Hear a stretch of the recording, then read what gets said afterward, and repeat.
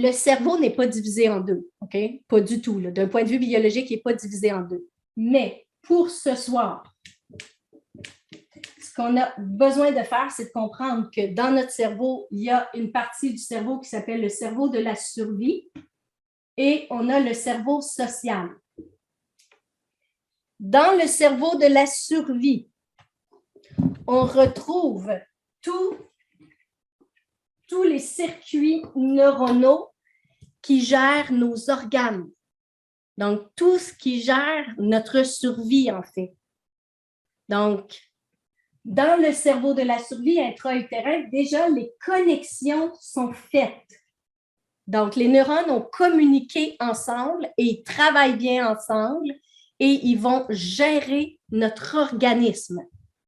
Et c'est pour ça que quand on sort du ventre de maman, on peut respirer parce que les neurones sont connectés ensemble et ils assurent la fonction pulmonaire. Ils vont assurer notre fonction cardiaque. Nos muscles reçoivent l'information du cerveau de bouger. La digestion est déjà en place. Donc, tout est là pour notre survie. OK? Donc, dans le cerveau de la survie, les connexions neuronales sont faites pour gérer notre organisme interne. C'est un automatisme. Dans le cerveau de la survie, c'est des automatismes. C'est-à-dire que je n'ai aucun contrôle. Je ne peux pas dire « arrête de respirer ». Oh, tu peux. Et tu peux couper ta respiration pendant un temps, mais je te garantis qu'à un moment donné, tu vas dire « c'est un automatisme ». Tu ne peux pas dire à ton côlon « arrête de digérer ». Maintenant, là. Je suis à une soirée et je ne veux pas avoir de gaz maintenant. Donc, arrête de digérer. Arrête de digérer, s'il vous plaît. Maintenant, je m'en vais rencontrer quelqu'un d'important. Non, arrête. Non, il va y avoir des gaz quand même, que vous le vouliez ou non. Vous aurez beau tout faire pour le retenir par en dedans, mais il va finir par sortir tout discrètement, à votre grand malheur. Parce que c'est le cerveau de la survie. Je ne sais pas pourquoi je parle de PET ce soir, premier cours. Imaginez, vers la fin de la formation, ça va être terrible. Ça va être terrible. Je suis un peu fatiguée aussi, ça paraît. Et j'ai dit des niaiseries dans ce temps-là. Mais ce sont des niaiseries véridiques. Ce seront des niaiseries véridiques. On a vraiment des chemins neuronaux pour les gaz. Donc, et ça, c'est un automatisme. Donc, que ce soit la digestion, que ce soit la fonction cardiaque, pulmonaire et autres. C'est parce que là, je vois Nathalie rire avec Ryan, ça me déconcentre. Un fou rire, c'est fou, hein? On s'inscrit à une formation en neurosciences et PET. On dit le mot PET et on rit. Ça, on a un chemin neuronal très fort hein, sur les PET. Toutes les blagues de PET font rire. Donc, je reviens plus sérieusement. Dans la partie du cerveau de la survie aussi, on a quand même une partie qui gère les émotions. Sauf que les émotions dans le cerveau de la survie sont quand même très primitives. OK? Donc, c'est ce qu'on va appeler des émotions archaïques. Donc, archaïque, ça veut dire que c'est très primitif, c'est des émotions reliées à la survie. Donc, et dans les émotions, dans le cerveau de la survie, on va retrouver principalement surtout à la naissance, là, on va retrouver sécurité ou insécurité. Donc, le bébé peut se sentir en sécurité et peut se sentir en insécurité, sentir qu'il y a un danger, déjà chez un poupon d'à peine quelques heures. Pourquoi? Parce que c'est inscrit dans son cerveau de la survie qu'il peut ressentir ça et son système, il est très alerte sur « ah, ça c'est un possible danger ». Et l'enfant, même de quelques heures, peut ressentir de l'insécurité. À la naissance, dans les émotions au niveau de la survie, c'est sécurité, insécurité et on va retrouver confort et inconfort. Donc, plaisant ou déplaisant. Donc, ce qui nous amène à joie et déplaisir. Là. Mais joie est quand même un petit peu plus évolué, là, plus on évolue. Mais si on parle de bébé naissant, là, c'est confort, inconfort, là, c'est j'aime, j'aime pas, sécurité, insécurité. C'est tout. Ça, c'est ce qu'on retrouve dans le cerveau de la survie. Donc, principalement, la gestion et l'organisation des organes. Et au niveau des émotions, c'est j'aime, j'aime pas, sécurité, insécurité. Tout ça est déjà en place. C'est fait, on peut évoluer, notre corps va bien. Dans le cerveau social, dans notre cerveau social. On a aussi des milliards de neurones, donc on a tout plein de neurones. Mais dans notre cerveau social, on a seulement 1/3 des neurones qui sont connectés. On a seulement 1/3. Donc, 1/3 que les neurones se sont connectés ensemble. Ce sont des neurones qui appartiennent à la génétique. Donc, ça appartient à vos parents, vos grands-parents, vos arrière-grands-parents, arrière-arrière-grands-parents, arrière-arrière, jusqu'à 15 générations en arrière. Donc, jusqu'à 15 générations. En ce moment, la science nous permet d'aller vérifier des marqueurs génétiques jusqu'à 15 générations en arrière. Donc, ces marqueurs génétiques-là qu'on retrouve dans notre cerveau social. Qu'est-ce qu'on entend par cerveau social? Si le cerveau de la survie est là pour mon corps, le cerveau social, lui, il est là pour le comportement humain. Donc, comportement humain, c'est large. C'est tout là qu'on retrouve vos croyances, vos pensées, votre façon d'agir, toutes les actions, tout ce que vous avez le contrôle. Tu sais, tantôt, je disais, tu n'as pas le contrôle sur ta gestion. Hein? Tu ne peux pas dire arrête ça, arrête ça. Mais par contre, tu peux te dire arrête de parler. OK, continue de parler. Va vers cette personne-là. Non, éloigne-toi de cette personne-là. Adopte tel comportement, adopte telle pensée, adopte telle attitude. OK, change ceci, change cela. Donc, tout ce qui est comportement humain, en neurosciences, on va appeler ça un comportement activé.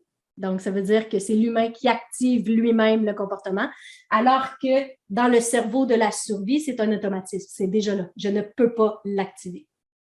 Maintenant, dans le cerveau social, je peux activer. C'est là qu'on a un rôle. OK?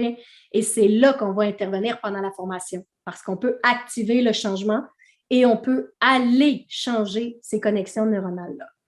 Donc, quand on parle de cerveau social et qu'on parle de croyances, d'attitudes, de comportement, donc, il faut se poser la question par rapport à la perception de la vie. Est-ce que vos parents avaient une perception de la vie sur la vie est belle, la vie est facile, la vie c'est agréable, la vie c'est un terrain de jeu, la vie c'est l'abondance, la vie c'est l'exploration. La vie c'est pas toujours facile, mais c'est extraordinaire. La vie nous apprend beaucoup. Ou si on a plus un bagage génétique de nos parents, grands-parents, arrière-grands-parents, plus la vie, c'est difficile. La vie, il faut travailler fort. La vie, elle ne te fait pas de cadeaux. Hein? La vie, elle ne te fait pas de cadeaux. La vie c'est tough. La vie, c'est vraiment difficile. C'est vraiment difficile. Nous autres, on n'est pas chanceux. Génération en génération, là. Non. La santé, nous autres, on ne l'a pas tout. Nous autres, non, elle a faillite. Nous autres, tous les hommes de la famille, ça a fait faillite. Ça a fait faillite, certains. Donc, partir en affaires, non, oublie ça. Oublie ça, tu n'y arriveras pas. C'est pas pour nous, ça. C'est pas pour nous, ça. Ça, c'est plus la haute société. C'est plus la haute société. Donc, je ne sais pas si vous comprenez mon accent québécois quand je parle comme ça. Mais de façon globale, OK? Votre génétique vous a légué quoi? OK? Ça peut être intéressant d'y réfléchir. Et déjà, ce soir, peut-être d'écrire. OK, elle m'a libéré un beau cadeau, du positif. Vous pouvez faire un petit plus. OK, un petit plus. Elle m'a légué du positif. Ou quelque chose de neutre. Je ne sais pas, ce serait quoi le symbole du neutre? Hein? Un zéro avec une barre. Ou bien elle vous a légué un bagage négatif, un bagage lourd. OK, donc positif, neutre ou bagage lourd. OK? C'est important d'en prendre conscience. Parce que là, je ne sais pas si vous voyez là, mais on a le cerveau de la survie qui est très axé sur la survie des organes et sur sécurité ou danger. Et son travail, c'est d'observer les dangers pour maintenir votre survie. Donc, il est très, très, très alerte sur les dangers. Fait qu'ici, on a un cerveau axé sur les dangers. Dans le cerveau social, ce qu'il faut comprendre, c'est que dans le cerveau social, on a 2 courants. OK? Il y a 2 courants dans le cerveau social.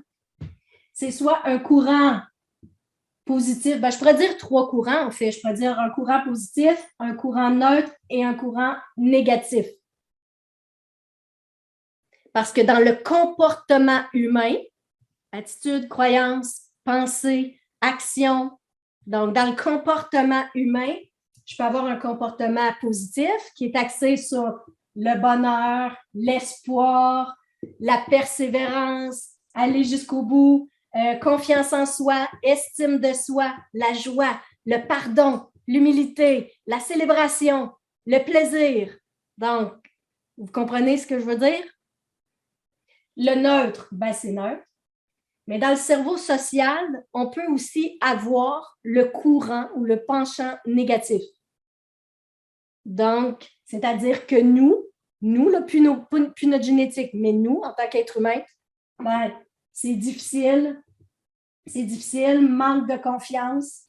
Donc, manque de confiance, manque d'amour envers moi-même, et j'en perds la voix.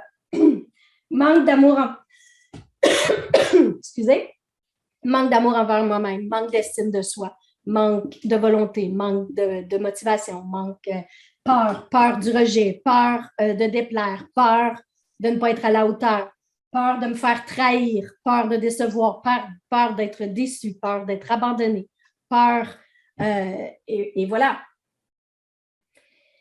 Donc, c'est important ce que je suis en train de vous dire là, parce qu'on va travailler là-dessus pendant 8 semaines. Moi, ce que je veux vous faire comprendre, c'est que dans le cerveau social, il y a un tiers qui appartient à votre génétique, qui vous a laissé un bagage soit positif, neutre ou négatif. Le reste du cerveau, à la naissance, on revient parce que ça, c'est encore votre cerveau à la naissance. À la naissance, le reste des connexions neuronales se sont faites en fonction des expériences que vous avez vécues. Donc, tout ça ici, là, les connexions, donc connecter les neurones ensemble, elles se sont faites en fonction de ce que vous avez vécu depuis la naissance. Tout ce que vous avez fait, entendu, touché, vécu, ressenti, a laissé une trace dans votre cerveau, a laissé un chemin.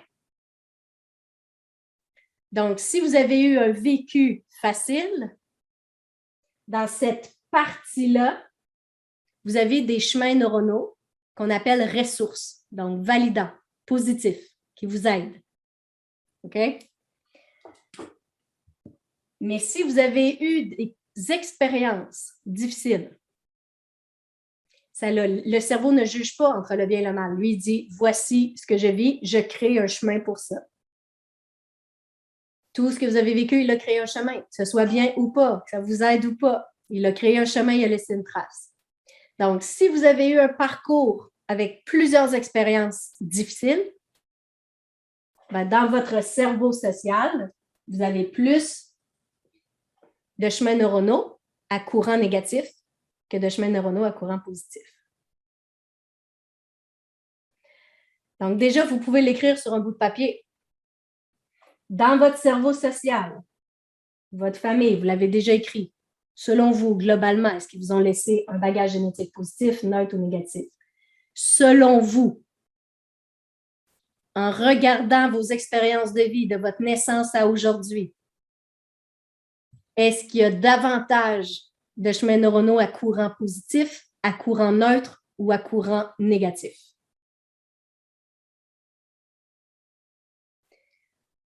Maintenant que vous l'avez noté, là, il y a quelque chose que je vais amener à votre conscience. On a vu ici que le cerveau de la survie, il est axé sur le danger. Le danger, la perte, tout ça, il doit être hyper vigilant pour pouvoir assurer votre survie. Donc, lui, c'est son courant. Il est à courant négatif, le cerveau de la survie. OK? Après ça, fait qu'ici, on sait qu'on a un négatif en partant. Cerveau social. OK? Fait que là, sur votre feuille, écrivez cerveau de la survie est négatif, il est à courant négatif. Plus le cerveau social génétique. Fait que là, écrivez si c'était un plus ou un moins ou un neutre. Donc, si c'était négatif. Et ensuite, votre expérience, vos expériences à vous depuis votre naissance. Est-ce que c'était davantage négatif? Donc là, si on fait le portrait de ça, ça veut dire qu'on a un cerveau de la survie axé sur les dangers, avec un bagage génétique axé sur les dangers et ce qui ne va pas dans la vie, avec un bagage personnel axé sur les difficultés, le manque, la difficulté, la peur, la lourdeur. Et après ça, on se demande pourquoi que la vie n'est pas facile. Pourquoi que c'est dur? Pourquoi qu'on n'y arrive pas? Pourquoi je n'atteins pas mon objectif? Hein? Là, je vous ramène à mon « je veux » là, du début du cours. Là. Entre ce que je suis et ce que je veux. Fait que là, maintenant, votre cerveau, là, est-ce que votre cerveau correspond à ce que vous avez besoin comme cerveau pour atteindre votre objectif?